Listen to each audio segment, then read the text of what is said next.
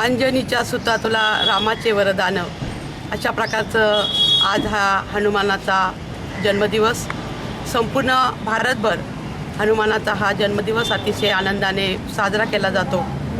हनुमानाची रामावर असणारी भक्ती आणि अशीच भक्ती आपण एकमेकावर ठेवावी, अशा प्रकारचा एक संदेश आणि एक शक्तीची देवता म्हणून असणारं हनुमान, या सर्वांना हनुमानाला मी प्रथम वंदन करते. हनुमानाला मी प्रार्थना करते की हनुमाना आम्हाला या समाजामध्ये काम करण्याची एक शक्ती दे. आमची एक चांगल्या प्रकारची युनिटी, एक चांगल्या प्रकारचं टीमवर्क आमच्याकडनं होऊ दे. तू जसं सेतू बांधण्यासाठी सर्वांनी एकत्र केलं, अगदी त्यामध्ये खारीचा वाटासुद्धा खारसुद्धा आली, तसंच आमच्याकडनं सुद्धा तुझ्यासारखंच एक प्रचंड असं मोठं काम आमच्या हातून होऊ दे. मी हनुमानाच्या चरणी वंदन करते. संगमनेर शहरामध्ये मोठी प्रथा आहे की इंग्रजांच्या काळामध्ये सुद्धा इंग्रजांच्या काळापासून आपल्या हनुमानाचं एक मिरवणूक या निमित्ताने निघत असते. हनुमानाचं मूर्ती त्यामध्ये ठेवली जाते आणि तो रथ इंग्रजांनी अडवला, परंतु झुंबरबाई अवसर हे एक लढवय्या रणरागिणी, त्यांनी तो रथ पुढे जाऊन ओढला. कारण पुरुषांना इंग्रज पोलीस येऊ देत नव्हते आणि म्हणून या स्त्रिया पुढं गेल्या आणि म्हणून आपण संगमनेर शहर नगर परिषदेच्या वतीने झुंबरबाई अवसर या रस्त्याचं नामकरण मागच्या वर्षी 1 वर्षापूर्वी आपण केलं. या झुंबरबाई अवसर यांच्या स्मृतीस मी वंदन करते. त्यांच्यासारखीच रणरागिणीची शक्ती आम्हामध्ये येऊ दे, समाजाच्या कामासाठी येऊ दे, बाकी कामासाठी नाही तर समाजाच्या कामासाठी, गरिबांच्या कामासाठी तशी शक्ती आम्हामध्ये येऊ दे, अशी मी प्रार्थना करते.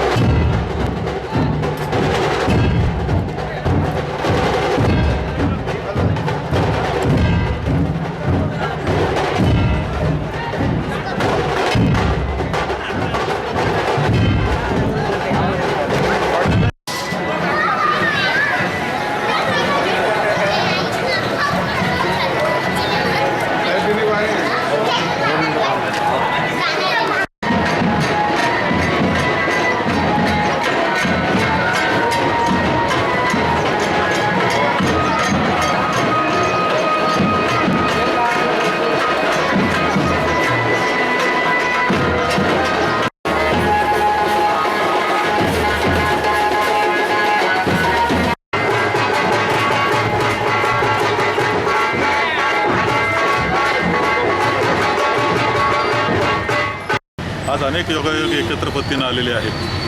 हनुमान जयंती आज आपण संपूर्ण देशभर साजरी करतो आहोत. जी शक्तीची देवता आहे, एक निष्ठेची देवता आहे. त्याचबरोबर आज महात्मा फुले यांची जयंती आपण साजरी करतो आहोत. खऱ्या अर्थानं जनमानसांचं, सामान्य माणसाचं, पददलिताचं, शोषितांचं नेतृत्व करणारं अशा प्रकारचं आणि त्यांच्यामध्ये जीवनात परिवर्तन घडवून आणण्याचं काम हे महात्मा फुलेंनी केलं. महात्मा ही पदवीसुद्धा जनतेतून त्यांना मिळाली, सर्वसामान्य जनतेने त्यांना बहाल केली आणि आजही आजच्या युगामध्ये त्यांचे विचार हे प्रेरणादायी आहेत. आणि ते केवळ आपणाच नाही, का जिथं शोषितांची चळवळ चालू असते तिथे त्यांचे विचार हे आजही प्रेरणा घेऊन ती चळवळ पुढे जात असताना आपल्याला दिसते. आज छत्रपती शिवाजी महाराज यांची पुण्यतिथीसुद्धा तितकीप्रमाणे आहे. त्यांनासुद्धा या निमित्तानं अभिवादन करतो. हनुमंतचरणी प्रार्थना करतो की सुख समृद्धी आपल्या सगळ्यांच्या जीवनात यावी, एक शक्ती सर्वांना मिळावी, यासाठी प्रार्थना करतो. आणि या दोन्ही विभूतींना अभिवादन करून आजचा हा दिवस आपण संपन्न केला पाहिजे, या मताचा मी.